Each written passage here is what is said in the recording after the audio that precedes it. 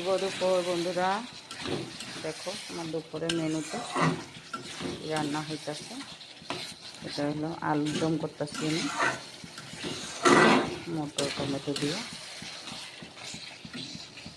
সুন্দর করে একটু আলুর দম। এখানে লাউ তরকারি রান্না হয়েছে।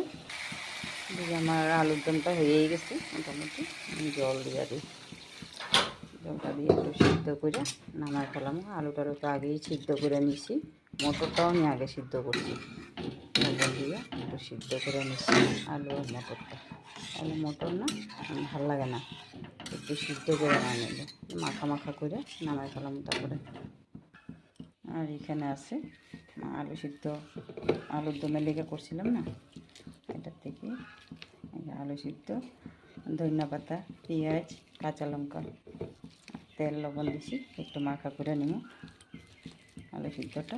আমি আর নেনা খামো, নেনা কইতাছে বেগুন ভাজি খাইব, কিন্তু আমি বেগুন ভাজিটা করুম না। কারণ বেগুন ভাজিটা যদি করি না, নেনা খালি বেগুন ভাজি দিয়ে ভাতটা খাই ফেলাইব, একটা তরকারিও খাইব না। এটার লেগে আমি ওখানে এতে ঢুকে রান্না করা করলাম। দেখো আলু সিদ্ধটা আমার হয়ে গেছে। আলু সিদ্ধ মাখাটা, অ্যাকচুয়ালি আলু সিদ্ধ মাখাটা ডাল হইলে বেশি ভালো লাগে, কিন্তু আমি আজকে ডাল রান্না করিনি। কারণ আলুর দমও আছে, লাউ তরকারিও আছে, আলু সিদ্ধ মাখাটাও আছে। আর কালকের একটু মাংস রান্না করছিলাম, একটু আছে, নেনা খাইতে পারবো।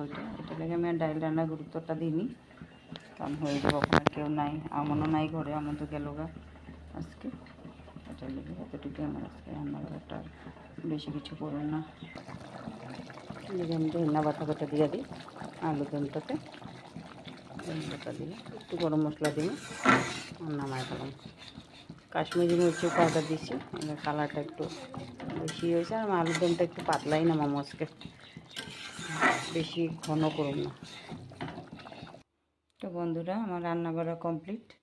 এই যে আলুর দমও হয়ে গেছে, লাউ তরকারিও হয়ে গেল, আলু সিদ্ধ মাখা সব কিছুই রান্না করা কমপ্লিট। ভাত বাইরে নিছি, এখন আমরা মা মেয়ে ভাত খাবো।